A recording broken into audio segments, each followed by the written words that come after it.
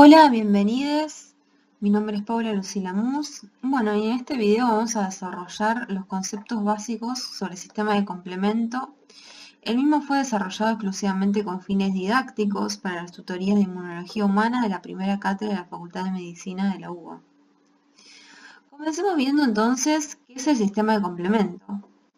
El sistema de complemento comprende un grupo de más de 30 proteínas que integran un mecanismo constitutivo de defensa tisular. De los componentes humorales en la inmunidad innata, el complemento es el de mayor impacto en la defensa frente a las infecciones bacterianas. Posee menor participación en las infecciones virales y parasitarias. Las proteínas que lo componen son sintetizadas principalmente por los hepatocitos.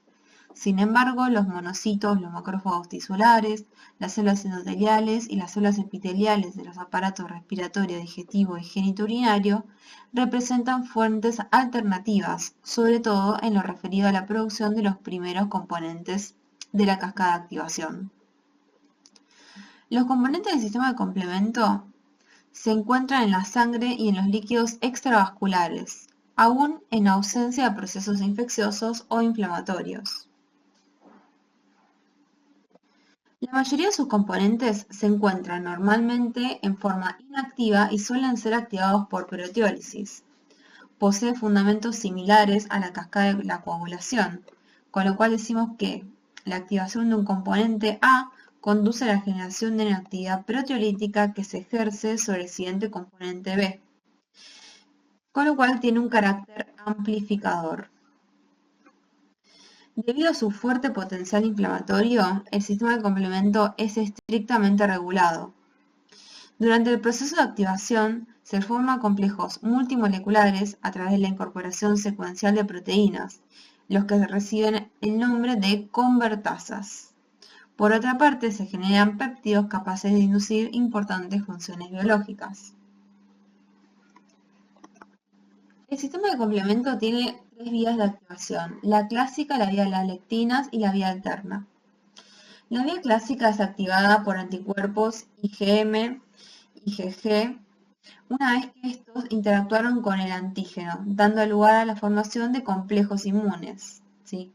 A su vez, puede ser activado por la proteína C reactiva. Esta proteína C reactiva actúa como receptor soluble secretado en los líquidos corporales. Es sintetizada rápidamente por el hígado durante la respuesta de fase aguda. La interleuquina 6 y en menor medida la interleuquina 1 y el TNF-alfa, producidos mayoritariamente por los macrófagos, estimulan la síntesis de la proteína C reactiva por los hepatocitos. Esta PCR une con alta afinidad residuos de fosfocolina presentes en los hidratos de carbono expresados en virus, bacterias, hongos y parásitos. También es expresada en células de mamíferos, pero solo es accesible en células apoptóticas o necróticas. La principal función de esta proteína C reactiva es reconocer patógenos y células dañadas y mediar su eliminación, induciendo la activación del complemento y la fagocitosis. Una vez que es reconocido su ligando, une C1q e induce la activación de la vía del complemento por la vía clásica, generando un depósito de opsoninas, o sea C3b, sobre el patógeno, que conduce finalmente a la fagocitosis del mismo. La activación de la vía clásica por el complemento, la vía clásica del complemento a través de la proteína C reactiva, no favorece la formación de la convertasa de C5, con lo cual la producción de C5a, que es la principal anafilotoxina, es muy baja. Con respecto a la vía de las lectinas, es activada fundamentalmente por los receptores de reconocimiento de patrones solubles MBL y ficolinas H y L. Adquieren la capacidad de activar el sistema de complemento luego de reconocer a sus ligandos, que son hidratos de carbono, sobre la superficie de los microorganismos, particularmente en motivos ricos en manosa, fucosa y beta-glucano. Y por último tenemos la vía alterna, que es activada de forma directa por ciertos microorganismos. En otras palabras, no requiere la presencia de opsoninas como los anticuerpos o la MBL. Generalmente, la vía clásica suele actuar en etapas más tardías que la vía de las lectinas y de la vía alterna. Esto es debido a que los títulos, tanto de anticuerpos como de los reactantes de fase aguda, tardan entre 4 a 7 días en llegar al tenor necesario para su activación. Es importante aclarar que en aquellos individuos que hayan tenido una exposición previa al antígeno, o sea que probablemente cursen con una reinfección, la vía clásica puede activarse inmediatamente. Esto es debido a que la memoria inmunitaria permite la producción sostenida de anticuerpos durante años e incluso durante toda la vida. Una regla útil para diferenciar los distintos tipos de componentes del sistema de complemento es la siguiente. Recuerden, todos los componentes que tengan A va a ser de atraer, con lo cual va a ser soluble, ¿sí? Y los componentes B van a ser de ver, con lo cual van a estar adheridos a la membrana, ¿sí? Ya sea para formar una convertasa o para opsonizar como C3B. Las funciones del complemento son 4. Tenemos a la inflamación, la opsonización, la potenciación de la respuesta B y la citotoxicidad. Comencemos viendo la generación de la inflamación. La generación de una reacción inflamatoria es uno de los principales modos de acción del sistema de complemento, ya que establecido el foco infeccioso es necesario reclutar mecanismos inmunitarios celulares y humorales en el sitio de infección. Como mencionamos antes, todos los componentes del sistema de complemento, como los anticuerpos IgG, acceden al compartimiento extravascular.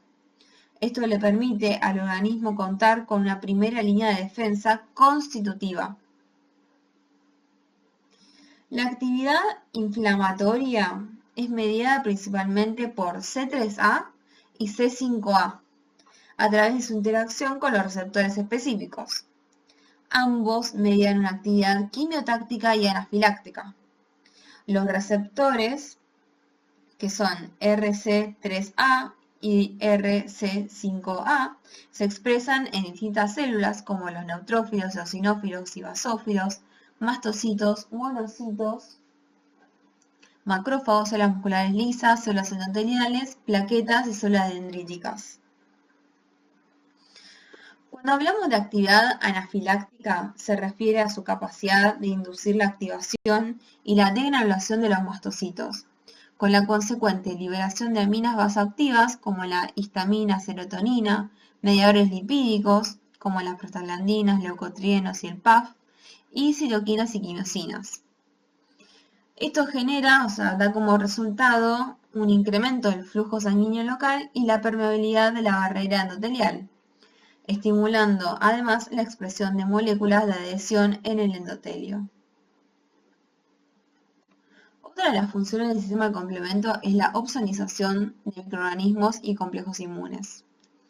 Una segunda función crítica es facilitar la endocitosis de los patógenos por parte de las células fagocíticas. Es mediada principalmente por la opsonina C3b y la misma le permite marcar o etiquetar al microorganismo como una célula extraña, lo que le da un motivo adicional, ¿sí?, de reconocimiento que brindan los PAMs. El CR2, al igual que el CR1, se expresa también en la superficie de las células foliculares dendríticas, lo cual esto permite a las células capturar y retener en la superficie del antígeno opsonizado por C3b y sus productos de degradación. La opsonización de C3b no solo media la endocitosis de los microorganismos, cumple también un papel crítico en la depuración de los complejos inmunes circulantes. La misma se realiza en 4 etapas. En un primer momento se genera una formación de complejos inmunes solubles pequeños en circulación y activación de la vía clásica del sistema de complemento. Luego se va a generar una unión covalente de C3b al complejo inmune, para luego generarse una unión del complejo inmune, ¿sí?, al CR1, que es un receptor para el complemento que lo poseen los eritrocitos, ¿sí? Esto le va a facilitar el transporte hacia lo que es el hígado y el vaso. Luego, los macrófagos esplénicos y hepáticos se van a encargar de la remoción del complejo inmune. Es importante recalcar que este proceso no afecta la integridad del eritrocito.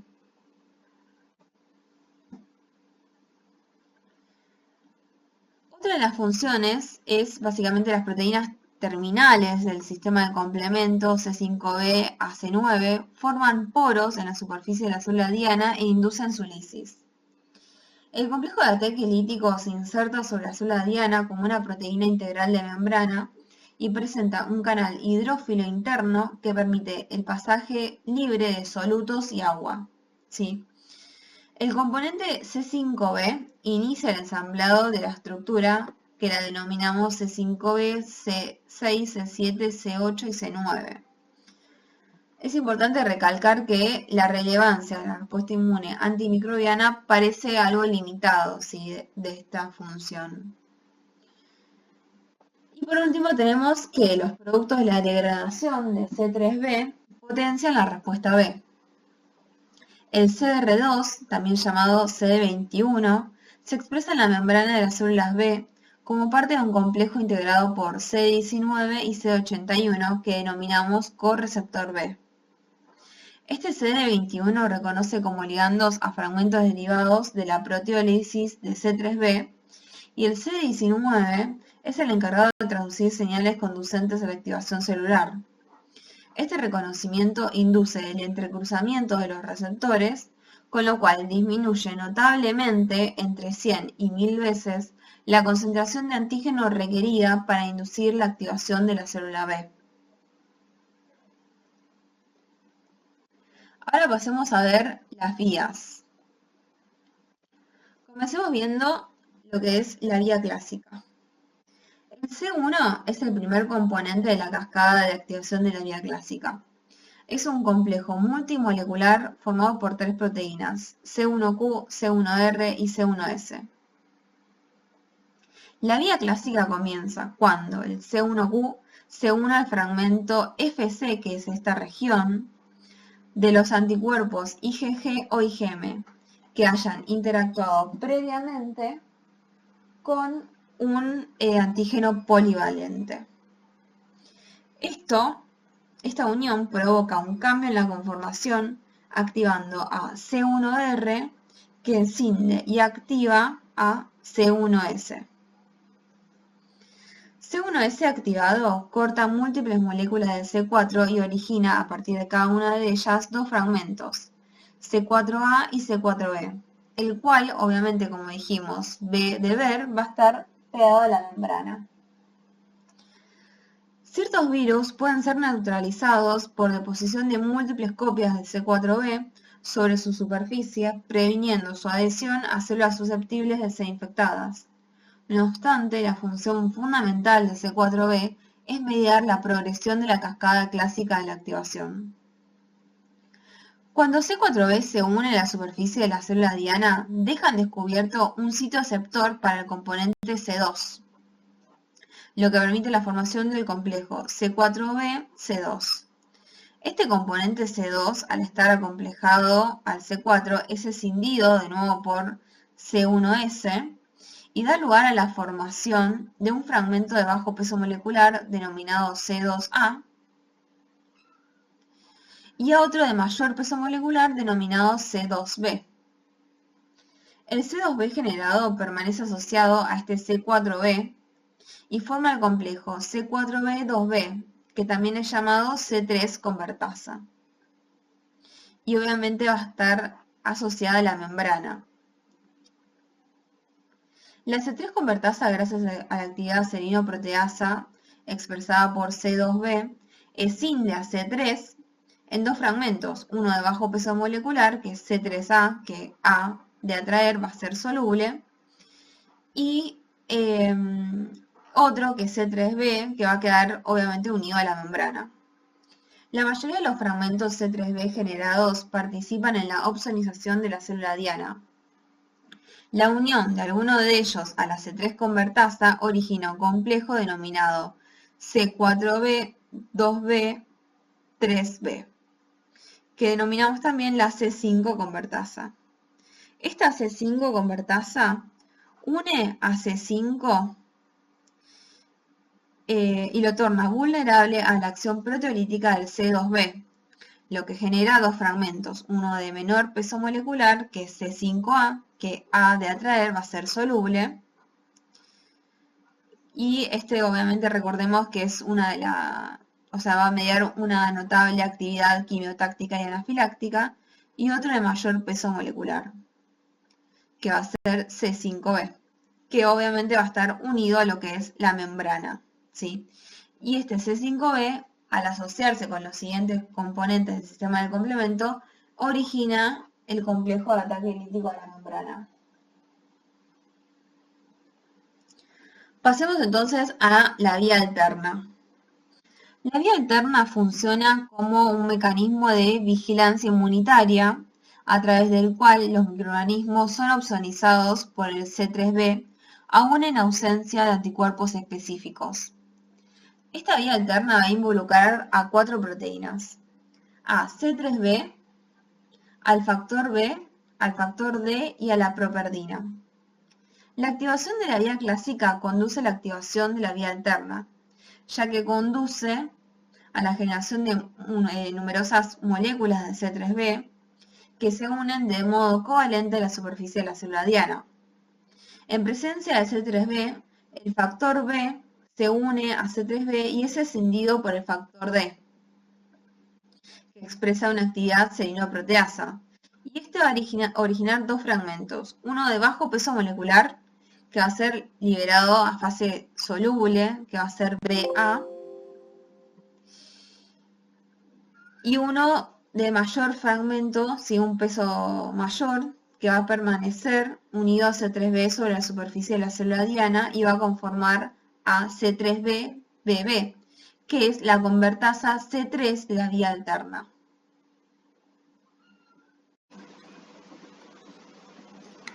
La interacción de C3b-BB con la properdina, conducente a la formación de C3b-BBP, potencia la actividad de la convertasa de la vía alterna de C3. La misma, al igual que la vía clásica, genera C3b que contribuye a la opsonización de la célula diana. Algunos fragmentos de C3b darán la formación de la convertasa de C5, que es C3bN, o sea, varios fragmentos de C3b-BB. Es importante aclarar que la vía alterna funciona también como un mecanismo amplificador de la vía clásica. ¿Cómo ocurre este proceso? En condiciones normales se generan en los líquidos corporales bajas concentraciones de C3b, mediado por proteasas plasmáticas, ¿sí? Este C3b así generado puede permanecer en fase fluida, pero es rápidamente inactivado. La eficacia de la vía alterna depende en gran medida de su capacidad de distinguir lo propio de lo que no lo es. El mecanismo discriminatorio que lo permite es mediado por un conjunto de proteínas reguladoras de la actividad de C3, donde las principales son el factor H y el factor I. Pero, ¿dónde actúan estas proteínas reguladoras? Estas proteínas van a actuar sobre la superficie de las células propias y no en la superficie de los microorganismos. El factor H, al ser una proteína plasmática, podría operar en ambos casos. Sin embargo, no es así, porque para actuar debe interactuar con la superficie celular. Tal interacción se encuentra mediada por el reconocimiento de residuos de ácido ciálico, por parte de diferentes dominios expresados por el factor H. Las células de los mamíferos suelen expresar un alto contenido de ácido ciálico, mientras que los microorganismos su expresión no es uniforme. La unión del factor H permite la unión y activación del factor I, ¿sí?, el cual cliva e inactiva a C3b. En aquellos microorganismos que expresen bajo contenido de ácido ciálico, no lograrán unir a este factor H y en consecuencia permitirán el ensamblado de la convertasa de C3 de la vía alterna. Y por último tenemos la vía de las lectinas. La unión del MBL a sus ligandos conduce a la activación de un complejo con actividad serino-proteasa integrado por dos proteínas asociadas con la MBL, la MASP1 y la MASP2. Al activarse la MASP2, escinde los componentes C4 y C2 y da lugar a la formación de una convertasa de C3, que va a ser el complejo C4b2b. Es un proceso que no va a involucrar a la participación del componente C1, ¿sí? La convertasa de C3 generará C3b y C3a y dará lugar a la formación de la convertasa de C5, que es C4b, 2b, 3b. Fíjense en este esquema que tenemos las tres vías, como la vía clásica y la vía de las lectinas comparten C3 convertasa y C5 convertasa.